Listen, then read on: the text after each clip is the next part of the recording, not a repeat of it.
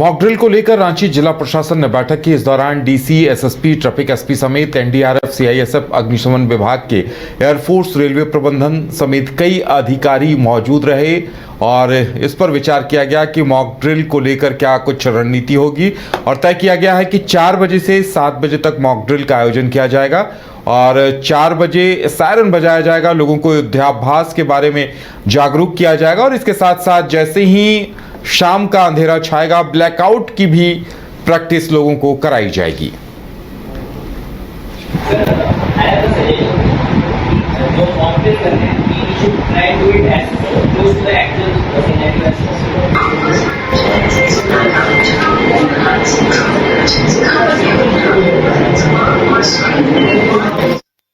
Koderma thermal power plant के एस्पॉन्ड के निर्माण में घटिया निर्माण सामग्री लगाने का ग्रामीणों ने आरोप लगाया है। दरअसल कोडरमा थर्मल पावर प्लांट से सटे करियावा, तमये, धंगरी, गांधीनगर, बाराटोला समेत तकरीबन 1 दर्जन गांव प्लांट से निकलने वाले फ्लाई ऐश से परेशान हैं। इन गांवों से सटे एक बड़े भूभाग पर पॉन्ड का निर्माण किया जा रहा है। ग्रामीणों की शिकायत है कि पॉन्ड के गार्डवाल में घटिया सामग्री का इस्तेमाल किया जा रहा है। ग्रामीणों का मानना है कि कलाई मिट्टी की जगह ऐश भरा जा रहा है, जिससे आने वाले वक्त में कभी भी ये गार्डवाल ध्वस्त हो सकता है और पॉन्ड का गंदा पानी पूरे गांव में समाहित हो जाएगा। फिलहाल कोडरमा थर्मल पावर प्लांट के लिए 2 छोटे-छोटे ऐश पॉन्ड का निर्माण किया गया था, लेकिन प्लांट एक्सटेंशन के साथ ही एक बड़े ऐश पॉन्ड का निर्माण कराया जा रहा है।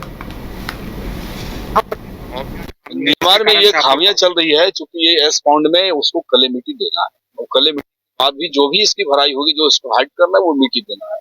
लेकिन यहाँ डस्ट को भी लाकर बीच बीच में डस्ट को डाल दे रहा है, ऊपर से मिट्टी से ढक रहा है। चूंकि आने वाला समय में जो यहाँ की स्थिति भयावह बनेगी, वो बंड का जब पानी भरेगा वो कभी कभी ये भयावह स्थिति होगा, बंड का वो स्थिति टूट भी सकता है, इसलिए यहाँ के जनजीवन को काफी परेशानी खड़ी होगी। इसलिए ईटा भी जो इसका वृक्ष लग रहा है वो भी क्वालिटी अच्छी नहीं है, उसमें भी बहुत सारे माने अगर 5 गाड़ी अच्छा है तो 2 गाड़ी खराब है। इस प्रकार से ये माने वृक्ष भी बढ़िया से नहीं लग रहा है। यानी एक भी एंगल से इस क्षेत्र के लिए एक भी डीवीसी का जो वर्क चल रहा है एक भी पर्याप्त नहीं है।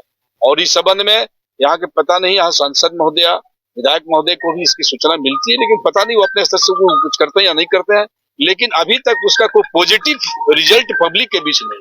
हम लोग देख रहे हैं, हम लोग ग्रामीण है गांव के, करियावा गांव से। इतना इसका एयर दूषित है, पानी दूषित है कि हम लोग को जीना मुश्किल है।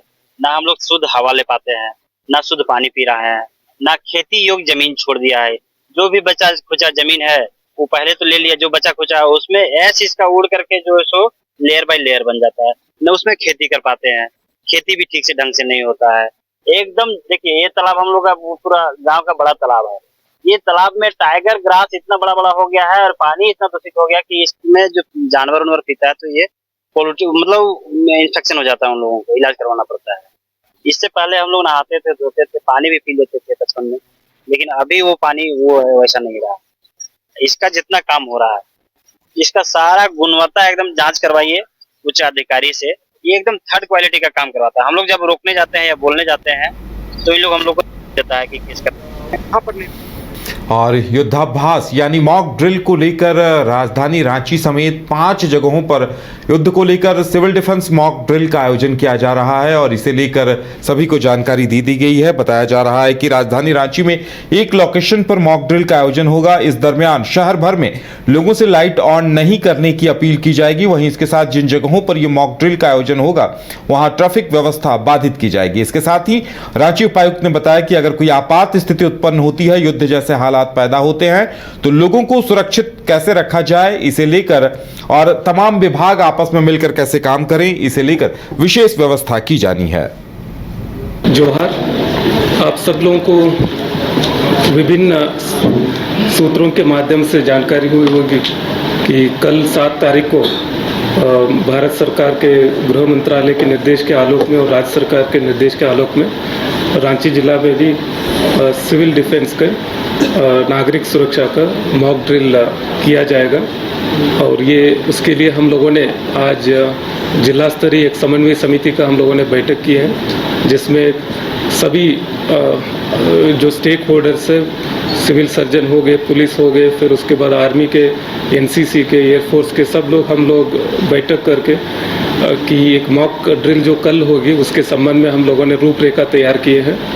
और ये मॉक ड्रिल रेगुलरली होते रहना चाहिए, लेकिन बहुत लंबे अंतराल के बाद ये किया हम लोग कर रहे हैं।